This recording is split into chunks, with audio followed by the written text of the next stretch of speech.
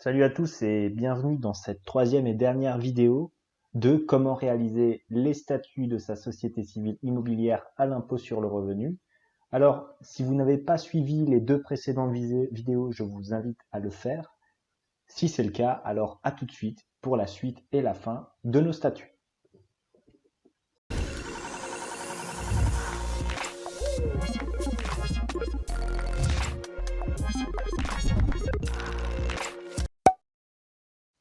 L'article 20 concerne l'objet des décisions collectives. Alors, les décisions collectives des associés ont notamment pour objet d'approuver les comptes sociaux, d'autoriser les gérants pour des opérations excédant leur pouvoir, de nommer et révoquer les gérants et de modifier les statuts. C'est un article très simple qui peut être pris tel quel.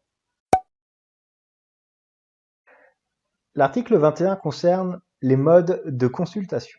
Alors, tout d'abord, la volonté des associés s'exprime par décision collective qui oblige les associés, même absents, dissidents ou incapables. Ces décisions résultent au choix de la gérance soit d'une assemblée générale, soit d'une consultation par correspondance. Donc, nous allons voir ces deux différents cas, l'assemblée générale et la consultation par écrite. Petit 1, l'assemblée générale. L'assemblée générale est convoquée par la gérance au lieu du siège social ou en tout autre lieu indiqué dans la convocation. Tout associé non gérant peut, à tout moment par lettre recommandée, demander au gérant de provoquer une délibération des associés sur une question déterminée, sauf si la question posée porte sur le retard du gérant à remplir l'une de ses obligations. La demande est considérée comme satisfaisante lorsque le gérant accepte que la question soit inscrite à l'ordre du jour de la plus proche assemblée.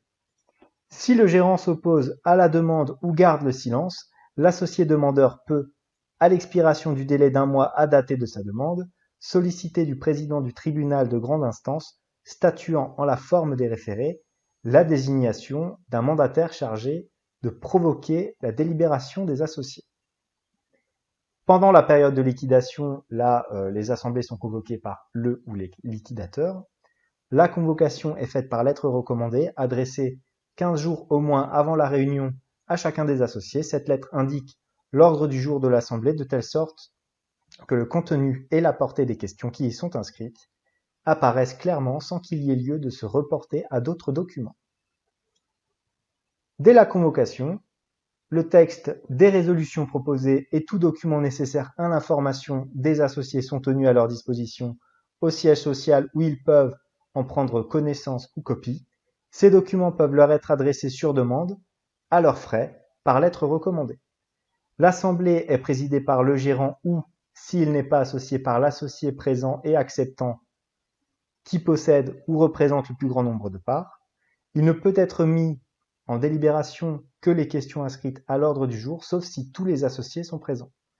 La délibération est constatée par un procès-verbal concernant les mentions exigées par la loi établies et signées par le gérant et, le cas échéant, par le président de séance. À défaut de feuille de présence, la signature de tous les associés présents figure sur ce procès-verbal. Petit 2, la consultation écrite. En cas de consultation écrite, les textes des résolutions proposées, ainsi que les documents nécessaires à l'information des associés sont adressés à chacun de ceux-ci par lettre recommandée avec accusé de réception.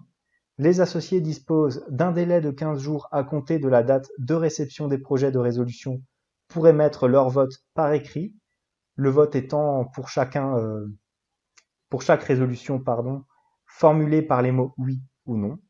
La réponse est adressée par lettre recommandée. Tout associé n'ayant pas répondu dans le délai ci-dessus est considéré comme s'étant abstenu. Enfin, on a un petit 3, conformément à l'article 1854 du Code civil, les décisions collectives pourront également résulter du consentement de tous les associés exprimé dans un acte sous seing privé ou notarié. Enfin, le grand 2, tout associé a droit de participer aux décisions, quelle que soit la nature et le nombre de ses parts, avec un nombre de voix égal au nombre de parts sociales qu'il possède. Tout associé peut se faire représenter par son conjoint ou par un autre associé justifiant de son pouvoir. Donc là, on va corriger aussi cette petite faute d'orthographe, voilà. Avant de terminer avec notre grand 3, les procès-verbaux sont établis sur un registre coté et paraphé ou sur des feuilles mobiles également cotés et paraphés conformément à la loi. Les copies ou extraits de ces procès-verbaux sont valablement certifiés conformes par un seul gérant. Au cours de la liquidation, leur certification est valablement effectuée par un seul liquidateur.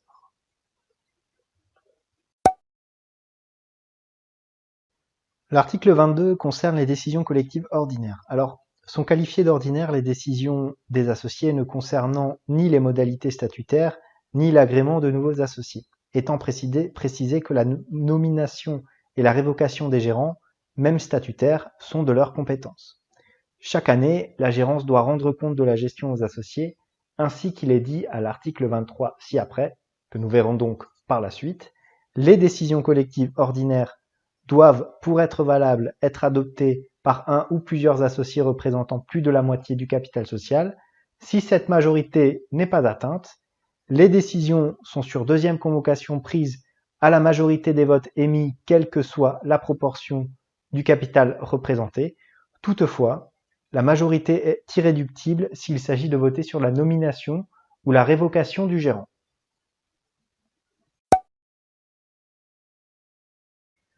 L'article 23 concerne les décisions collectives extraordinaires. Alors, sont qualifiées d'extraordinaires les décisions des associés portant agrément ou modification des statuts.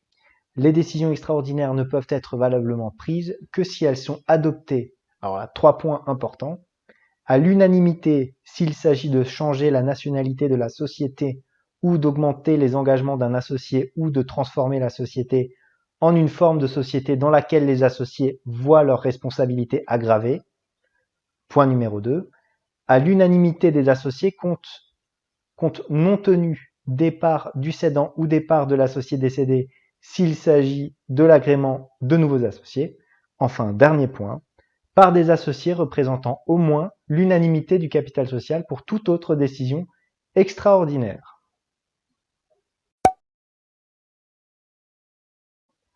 L'article 24 concerne le droit de communication des associés. Alors, les associés ont le droit d'obtenir au moins une fois par an la communication des livres et des documents sociaux et de poser par écrit des questions sur la gestion sociale auxquelles il devra être répondu par écrit dans le délai d'1 mois. Tout associé peut, après toute modification statutaire, demander à la société la délivrance d'une copie certifiée conforme des statuts en vigueur au jour de la demande. La gérance doit annexer à ce document la liste mise à jour des associés ainsi que des gérants. Lors de toute consultation des associés, soit par écrit, soit en assemblée générale, chaque associé non gérant a droit d'obtenir communication des documents et informations nécessaires pour lui permettre de se prononcer en connaissance de cause sur la gestion de la société. La nature de ces documents et les conditions de leur envoi ou mise à disposition sont déterminées par la réglementation en vigueur.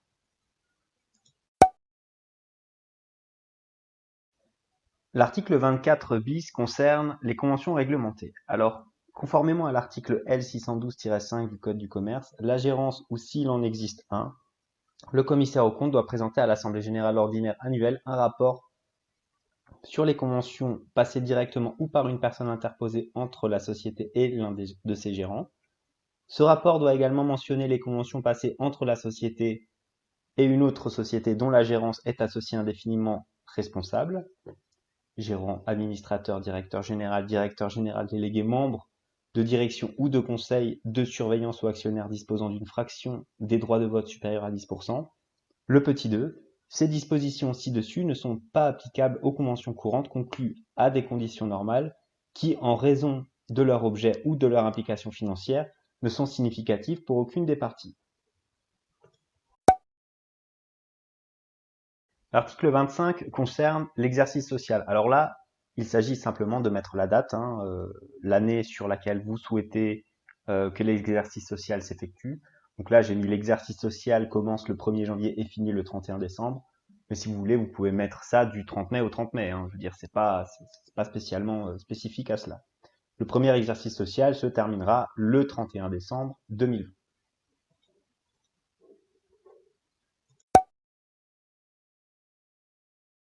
L'article 26 concerne le droit de communication des associés. Alors, les associés ont le droit d'obtenir au moins une fois par an communication des livres et documents sociaux. Également, une fois par an, chaque associé peut poser toute question écrite concernant la gestion de la société au gérant de celle-ci qui devra répondre dans le délai d'1 mois. La gérance doit tenir une comptabilité claire et précise. À la clôture de chaque exercice social, elle dressera un bilan financier de l'année écoulée qu'elle soumettra à l'approbation de l'Assemblée générale. La collectivité des associés sera appelée à statuer sur ses comptes et sur l'affectation du résultat.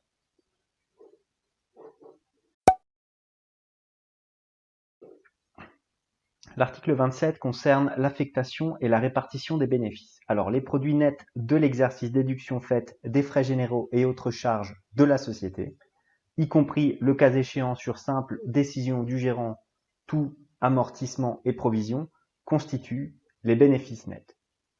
Les bénéfices distribuables sont constitués par le bénéfice net de l'exercice diminué des pertes antérieures et augmenté des reports bénéficiaires.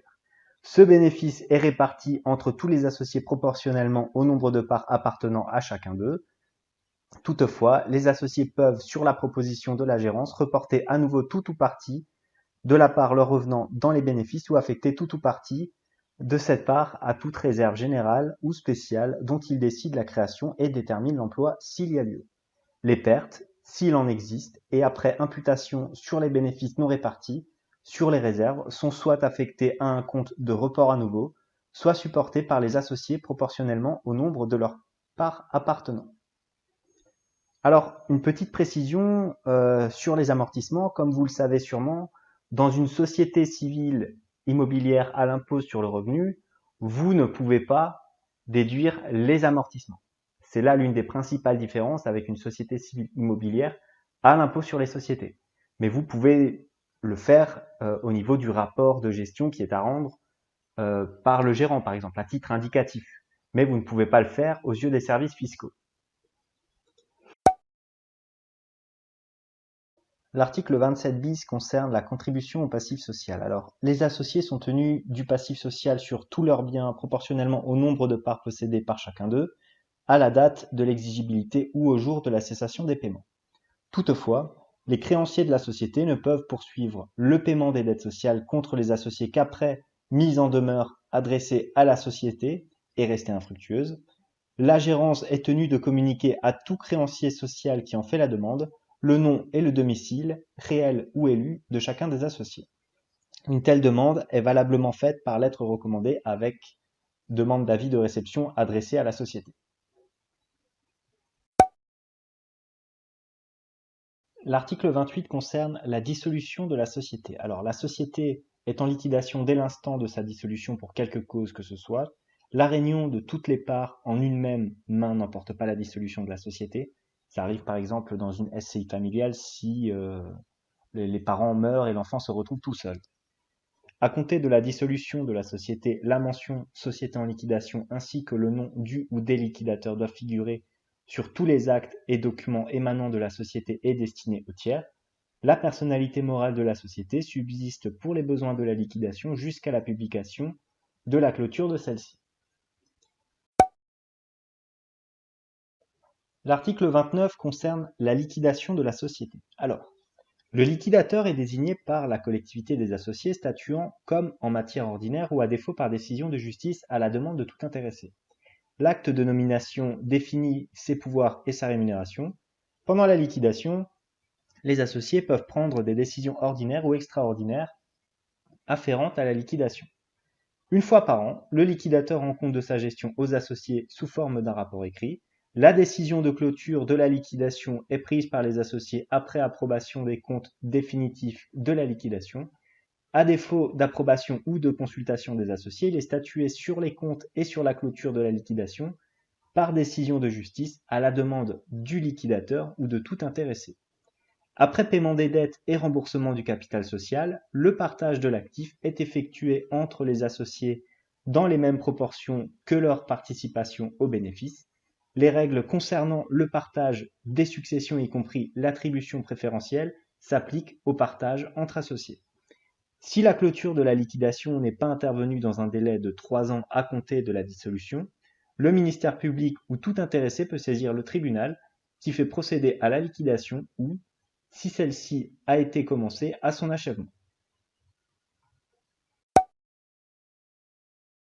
L'article 30 concerne la personnalité morale. Alors là, c'est très simple. La société jouit de la personnalité morale à compter de son immatriculation jusqu'à la publication de la clôture de la liquidation.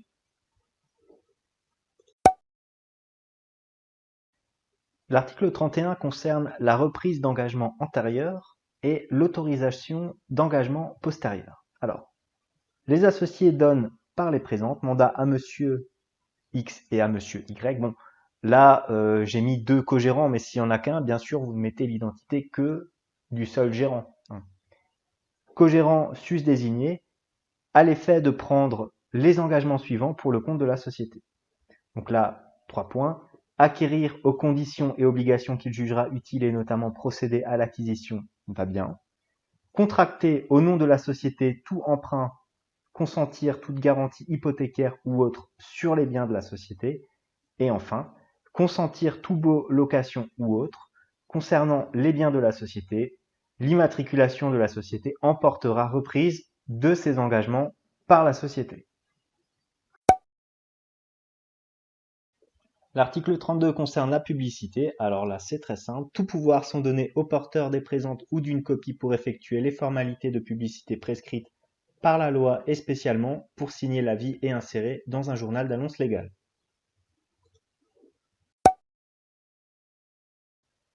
L'article 33 concerne les frais. Donc, les frais, droits et honoraires auxquels donnera ouverture la constitution de la société seront portés au compte de frais généraux et amortis dans la première année et en tout cas avant toute distribution de bénéfices.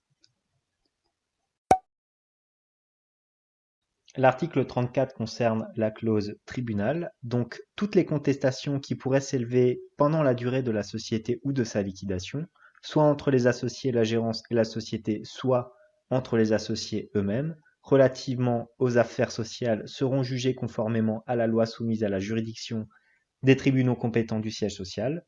À cet effet, en cas de contestation, tout associé est tenu de faire élection de domicile dans le ressort du siège social et toute assignation et signification seront régulièrement faites à ce domicile élu sans avoir égard au domicile réel. À défaut de domicile, les assignations s'effectueront auprès de monsieur le procureur de la République, près le tribunal de grande instance du siège social. Enfin, l'article 35 concerne le régime fiscal. C'est ici que nous allons dire si notre société relève de l'impôt sur le revenu ou de l'impôt sur les sociétés. Donc, dans le cas présent, les associés supporteront personnellement dans la proportion de leur part respective dans la société, soit l'impôt sur le revenu s'il s'agit de particuliers ou de sociétés soumises au régime des personnes, soit l'impôt sur les sociétés s'il s'agit de sociétés soumises au régime fiscal des sociétés de capitaux.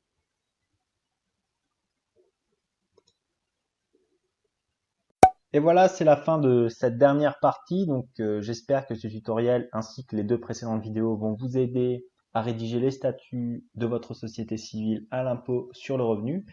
Si ça vous a plu, n'hésitez pas à vous abonner, à liker la vidéo. Mettez-moi en commentaire les points que vous souhaiteriez que je détaille. Sinon, que dire de plus? Merci à vous et à la semaine prochaine pour une nouvelle vidéo.